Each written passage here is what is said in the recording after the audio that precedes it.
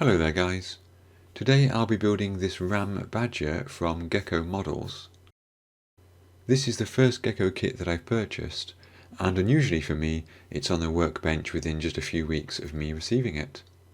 You may or may not be familiar with the Badger, or indeed with the RAM tank on which it is based. People sometimes mistakenly think that the RAM was the Canadian Sherman, but it wasn't. That was the Grizzly.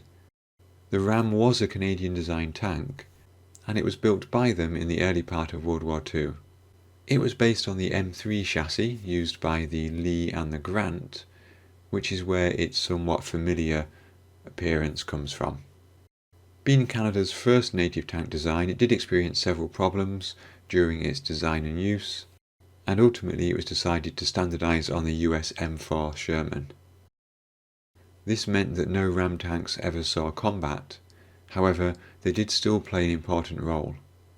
Over 1900 of them were completed, and these were primarily used in a training capacity both in Canada and in Britain. I have in fact built a RAM Mark II before. This is Bronco's kit, which I built in February 2020. However, the Badger is slightly different. It's a turretless version of the RAM tank, modified with a flamethrower instead of the bow machine gun. The Badger was designed to replace the Wasp, which was a universal carrier, or a Bren gun carrier, equipped with a flamethrower. These were deemed to offer insufficient crew protection, and therefore a more heavily armoured solution was required. The Badger, then known as the Ram Wasp, was deemed to be ready in September 1944, but in reality a number of modifications continued until around January 1945. Badgers were used in small numbers in Europe during early 1945, but there are comparatively few sources detailing their use. There is this one well-known image of a Badger belonging to the 5th Canadian Armoured Division passing through a Dutch town in April 1945. This kit from Gecko features a full interior, including the engine which is common to the RAM, and the specialised fuel and propellant tanks which are unique to the Badger.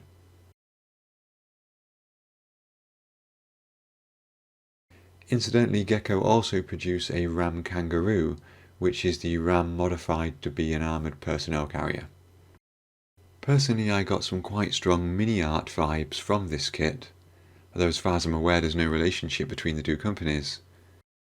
But particularly in terms of the plastic, both the way it is to work with and the way the sprues are presented with lots of smaller sprues, seemed very typical of mini-art to me. Their naming system appears to be quite similar as well, where we have screws called BA, BB, etc., rather than just individual letters for those sprues. Looking at the sprue map, we don't actually have that many parts, considering this is a full interior kit with a full engine. I suppose that's because we don't have a main gun to include or a turret, and in fact quite a few of these sprues are spare at the end of the build. I'm not going to go through every step in the manual, but we start with the interior. The instructions themselves do seem clear enough, and it shouldn't be too hard to follow them and produce a decent result.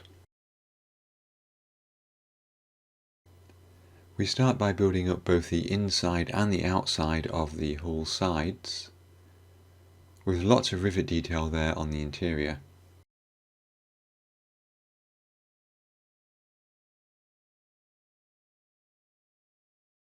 Most of these parts I put in straight away, although some, like the fire extinguishers, I kept separate for easier painting. There are quite a few smaller parts here, but nothing too obnoxiously small that it will just cause you annoyance and will never be seen.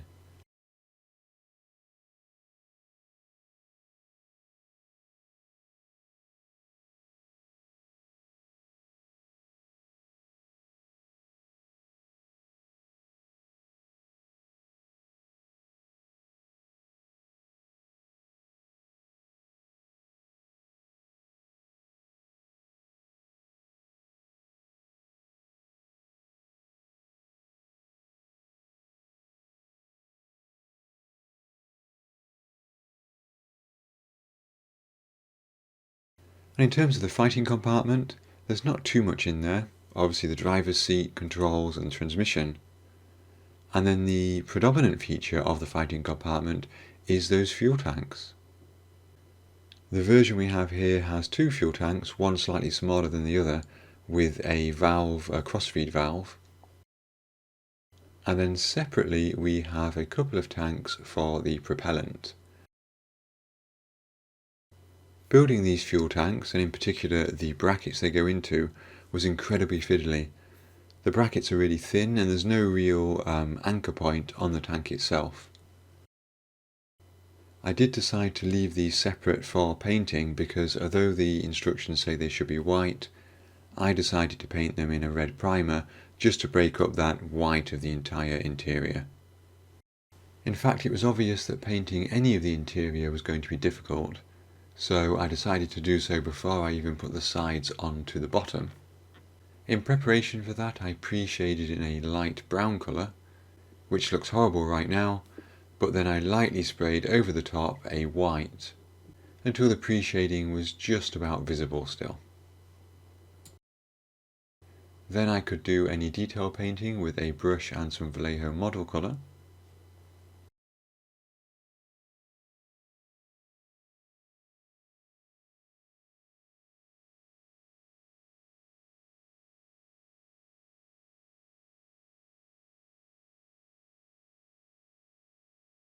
I fitted those oxide red fuel tanks into position.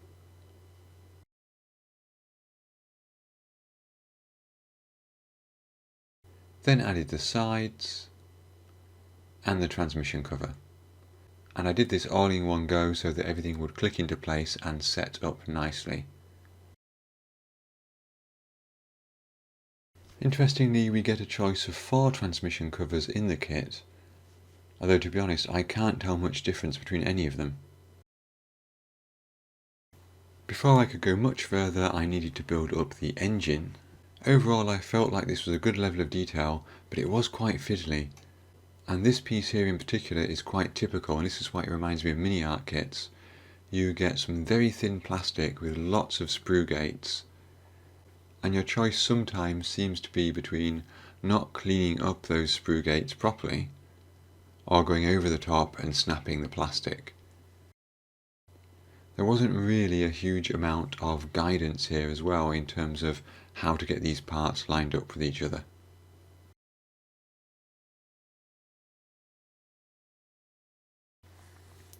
I did sort of ignore the painting instructions at this point, opting to paint the engine in an overall black with a few details of steel.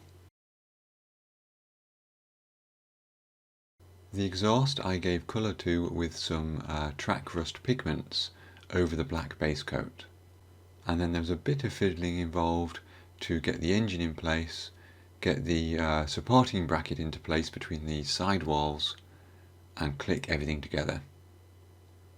It does go there and it's a nice snug fit once it gets in, but you do just have to wait for that click.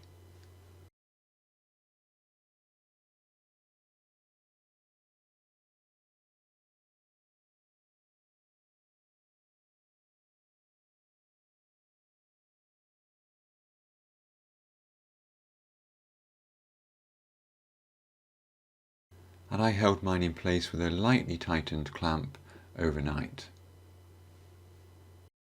I think overall that's quite an interesting interior. I do ultimately want to pose this with somebody refueling the flamethrower tanks. The engine will probably be lost to view, although of course we could leave the rear doors open or maybe even the engine deck open. The sponsons can go into place next, and they have various equipment with a few photo etch additions.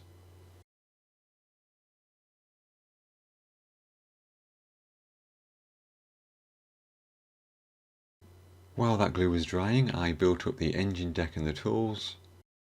There should be nothing really surprising here to anyone who's built an M3 or an M4 variant. We do have photo etch ties for the tools, which of course means we can leave the tools off if we want.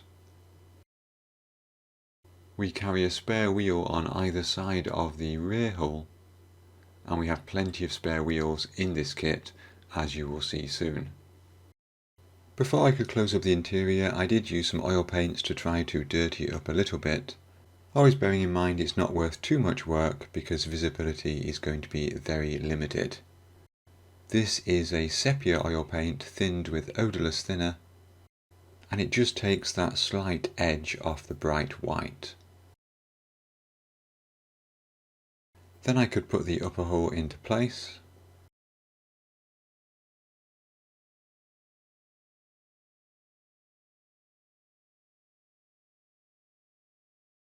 I didn't film too much of the bogie assembly.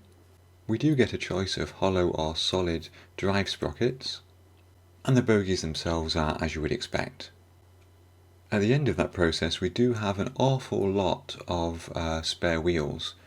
These are all the spare ones in a combination of hollow and solid wheels. I'm sure I'll keep them somewhere safe for a future diorama, but whether or not I ever use them is a different issue. And that's pretty much where I'm going to leave things for today. Here is our built-up interior. Why have I given the tank a coat of gloss primer? Is it some new effect I'm trying out? Unfortunately not. I just put the wrong primer in the airbrush and didn't notice until the end. So now we have a glossy primer coat. One thing that glossy primer coat does do is actually highlight the texture detail on the top of the hull there. We do have this armour blanking plate here which goes over the turret ring. I've made a right mess of priming that, so that needs sanding down. I haven't decided yet whether or not I am going to put that in place because of course it will block the view of the interior. And ideally what I would like is to have a couple of British, Canadian, Commonwealth figures refuelling that ram, that Badger. Now I did read that the original Badgers were sent into the field without that blanking plate, and that the various crews insisted on it being added before they took it into combat. So there is a sort of historically justifiable reason for not including that blanking plate. But at the moment my biggest challenge is finding some British refuelling figures. I seem to be able to find plenty of German ones, but I'm struggling for British ones. I suspect I might take this kit here and try to manipulate it a little bit so they can be bringing a fuel line into that hatch. But we'll see. Anyway, that's where I'm going to leave it today. So I'd like to say thank you to all of you for watching, and special thanks to my Patreon supporters and YouTube members. Your ongoing support of my channel is massively appreciated. Thank you very much, guys. And of course, thank you to all of you for watching. I hope to see you in a future video, and until then, have fun modelling.